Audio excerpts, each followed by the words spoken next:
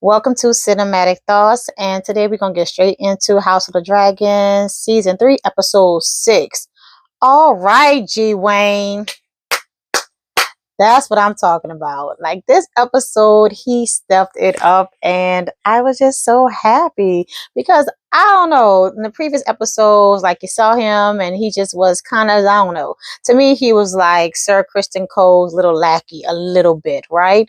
But in this episode, he did his thing. Like he really got to business. And what I like about him especially is that he doesn't talk too much. He's not too full of himself. He's not too pompous. Like he's really a chill type of guy.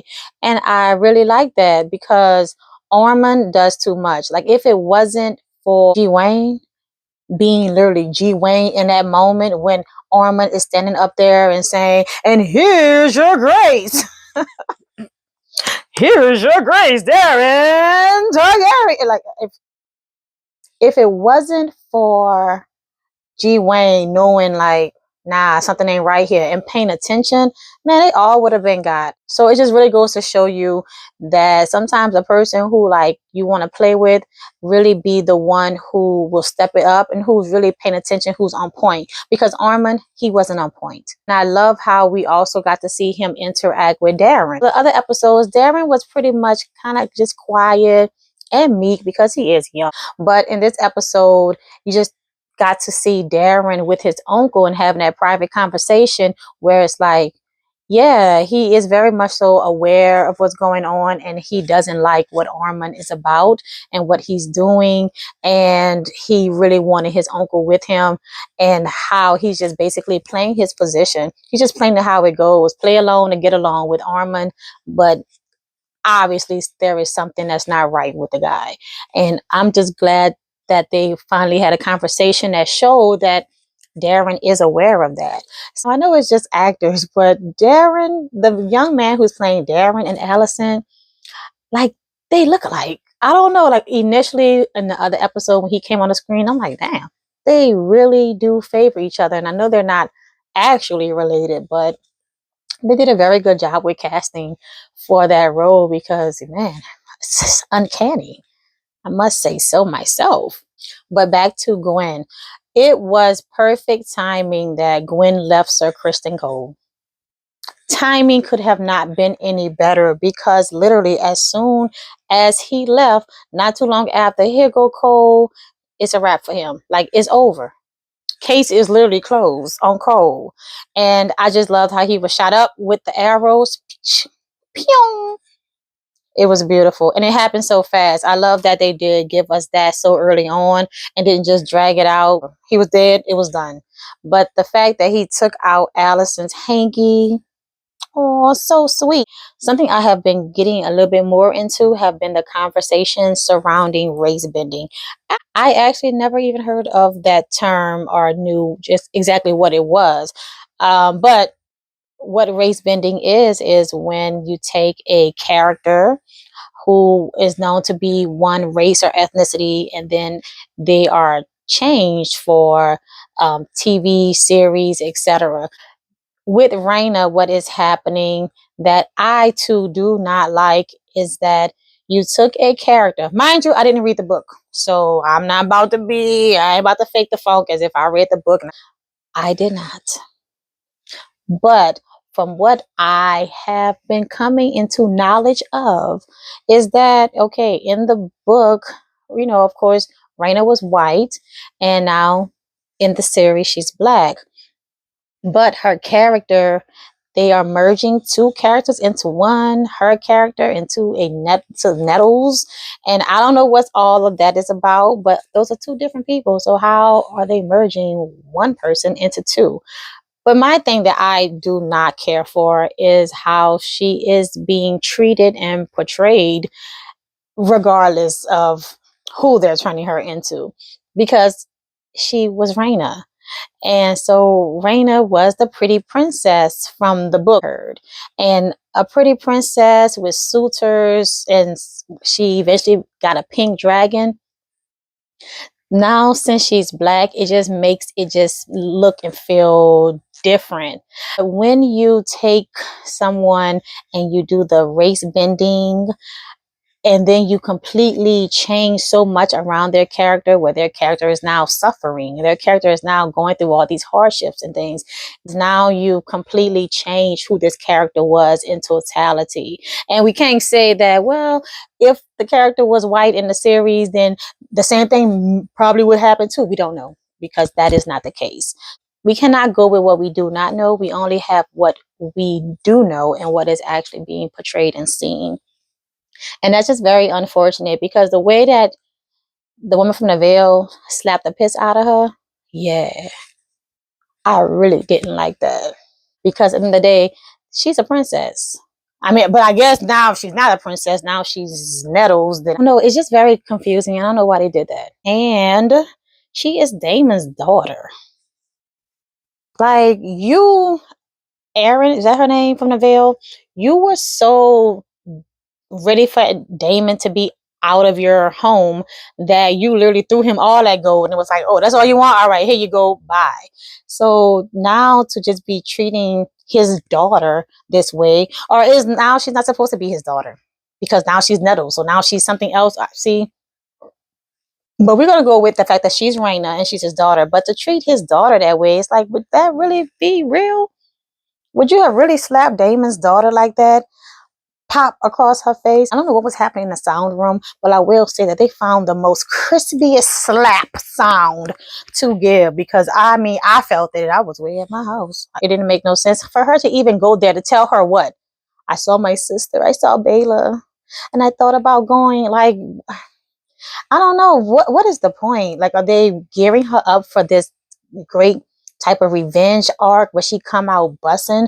I will hope so, because it really was pointless. For me, this is race bending gone wrong. And yeah, that it's a no for me. Now, where the race bending is right is with Alan. Okay, Alan met up with his dad, Carlos, and was just saying, hey, they need you back in King's Landing. A lot of stuff is happening. And why, you still mad with her, basically with Rhaenyra. And Carlos was like, yeah, she didn't want to legitimize y'all. And what did Alan turn around and say? Boom, right then and there. Well, how many years did it take you to do it? Basically, from a black person? Yeah, that's us. Real quick with it, just like that. Like, and what about you? What you didn't do? It fits, it works. So in his character, that works. But in Raina's, it just does not work, because I mean, Raina just sitting there getting slapped by this one girl with that's not real, and she just take it like, no. Plus, she has a dragon, so come on, this woman would not have, in how we say in real life, played with her like that or done that to her. Nah. But for Alan, perfect. Is Carlos dead, or did they just take him? I don't know. What is the witch thinking? Well, how about this? I know what she's thinking, but Miss Girl, he is just not that into you. And I mean, we have watched her on this screen. She have tried. She have tried her little heart out to try to convince Aemon, like, maybe Vhagar left to protect you, and this and that. Do you know who's looking for you? And da da da da. Mind you, I understand that she probably just wants some type of power and to be someone, because she's tired of her humdrum life. I get it. And she sees this young, strapping young man with his issues. But then when she brought out the dragon eggs, oh baby, Aemon was like, huh? When she went in to kiss him, I don't know, was it just me? But it seems like he wasn't. I mean, we already know he's not into her. But when that kiss happened, she's all leaning in, and he is literally just like straight stand up, just like not even remotely trying to meet her halfway. I'm like, okay, dude, do you want to at least tilt your head? Do you want to do anything? She should have started with the eggs, right? they could have. She could have been had them. What is up with Alicent? It's just like she's becoming more and more despicable with each episode. And in this one, Helena was definitely becoming fed up with her. And I get it because Helena asked, why am I here? Like, you really felt that. Like, why am I here? And for her to just be like, well, I thought this was best for you to be right here, near and dear. And it's like, man, that's messed up. Because again, this was her brother. Glad Rhaenyra sent her on to Aemon. Go ahead, Ray. Go ahead, Ray. Go ahead, Ray. Go ahead, Ray. Baby Rhaenyra stepped it up this episode. She stepped it up. Baby Rhaenyra was not playing with none of them. And I'm glad that she's gearing it up now. Mind you, I believe the series is going still a little bit slow. It's kind of, they're dragging it out, mind you. I will say that. But it was refreshing to see Rhaenyra just let Alicent know, like, don't try me. When she told her that, let's go, Rhaenyra. Like, because Alicent really have been taking her kindness for weakness. And then for her to want to tell Rhaenyra, oh, you're becoming, I don't know, y'all know I'm just hooking up. I just be hooking the words up, right? I don't have the script in my hand. But when she told Rhaenyra, like, you're becoming like what we talked about, basically. And it's like, well, yeah. And then when she grabbed Rhaenyra's arm, and, man, Ray looked down like, come on, man. Like, I've given y'all so, what else do you want? I loved it. She was tired of the townspeople and all that talking, that yakety yak. Yeah, she was like, all right, yeah. Well, she just got up and walked clean out. I'm like, Rhaenyra. But hey, it is what it is. And it made me think too, back when Armin, whenever he was talking, whoever he was talking to, and he was like, oh yeah, she wouldn't cast fire down on Tumbleton, although we are here because, well, she's a woman. And it's like, damn, like, when men really do be playing on us as women, like on our empathy, our compassion, right? On the things that's good about our heart, where we wouldn't, just kill innocent people or children, which is how, with watching Game of Thrones with Daenerys, you kind of was like, oh, at the end, oh, is she gonna do it? Oh, she just going, whatever. But it's like, yeah, because people really think that women are just soft and that we are something to be played with, and they use the goodness of our hearts against us. And that's basically what Armin said and what he's actually doing, knowing that, well, I could be in Tumbleton because I know what she's not going to do because she's a woman and she's soft. It's almost like women gotta just show that, well, we can, we can be cruel and we can be vengeful and we can inflict horrific violence when need be. Why y'all thinking that we can't? Not y'all, but them. Daemon, he comes through every time. Like, he doesn't play, and we just love Daemon for that. Mind you, what Daemon did to Oath. Ooh, I'm like, Oath, come on, man. How you gonna be out here in the streets and get caught? Like, you're not Daemon embarrassed you in front of everyone. I don't know what's gonna happen with Oath. Is Oath gonna turn? Is Oath gonna stay loyal? I just don't know. And I will say this, Sir Hugh. I don't know. He kind of fine. Yeah, I know. I don't know. I don't know if it's his height, his build. I don't know if it's the lace front, but the wigs definitely in this show just be wigging. They look so good. But I don't know. It's something about Sir Hugh that I'm like, all right. I see you, Sir Hugh. You all right. You all right, sir.